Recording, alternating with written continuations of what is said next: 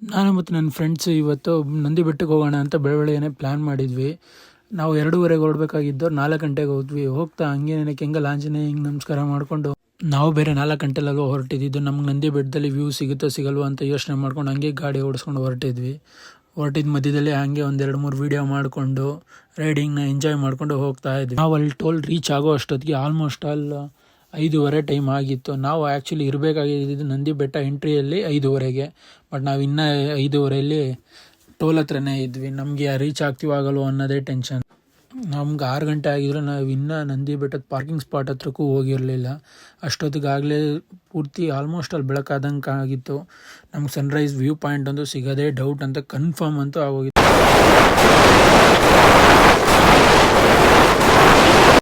ಅಂತೂ ನಾವು ಪಾರ್ಕಿಂಗ್ ಜಾಗದ ಎಂಟ್ರಿಗೆ ಬಂದ್ವಿ. ನಾವು ಪಾರ್ಕಿಂಗ್ ಜಾಗದ ಎಂಟ್ರಿಗೆ ಬರೋ ಅಷ್ಟೊತ್ತಿಗೆ ಟೈಮ್ 6:15 ಆಗೋಗಿತ್ತು.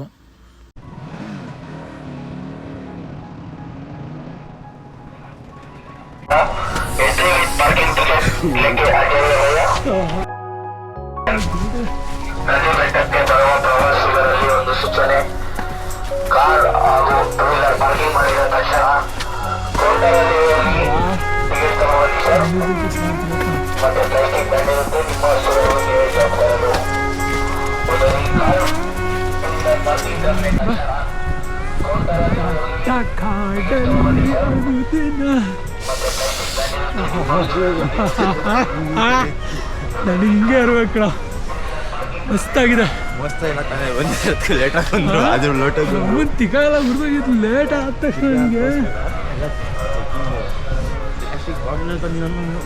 Okay, very good. ಹೆಲ್ಮೆಟ್ ಎತ್ಕೊಂಡು ಹೋಗ್ತಾನೆ.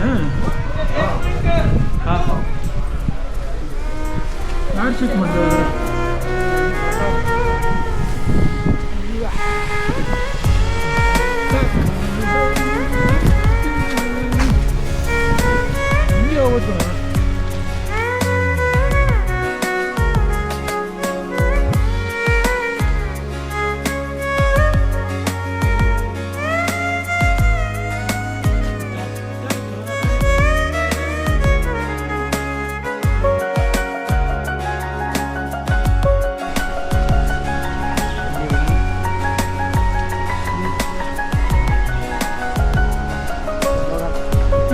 ರೈಟು ರೈಟು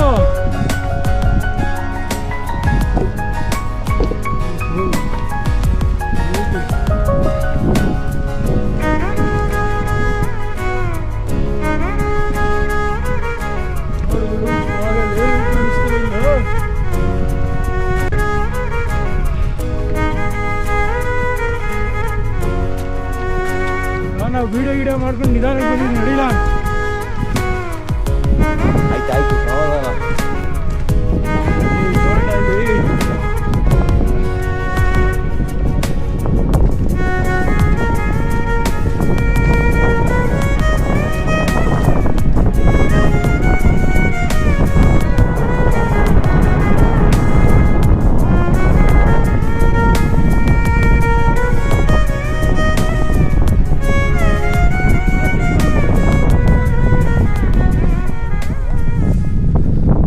ಏನೇ ಹೇಳೋರು, ನಂದಿ ಬೆಟ್ಟದ ಮೇಲೆ ಬಂದು ಅಲ್ಲಿನ ವ್ಯೂ ಪಾಯಿಂಟ್ ನೋಡೋ ಮಜಾನೇ ಬೇರೆ.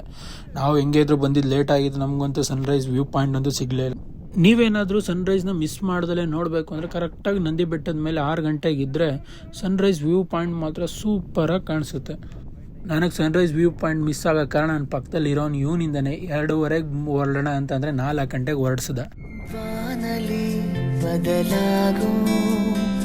ಬಣ್ಣವೇ ಭಾವನೆ, ಹೃದಯವು ಹಗುರಾಗಿ ಹಾರುವ ಸೂಚನೆ, ಮನದ ಹೂವನದಿ ನೆನಪೇ ಹೂವಾಯ್ತು. Once Ramesh Arvind said, car, Bangla, ಅದು ಇದು ಆಸ್ತಿ ಪಾಸ್ತಿ ಎಲ್ಲದಕ್ಕಿಂತ ದೊಡ್ಡದು ಆತ್ಮತೃಪ್ತಿ.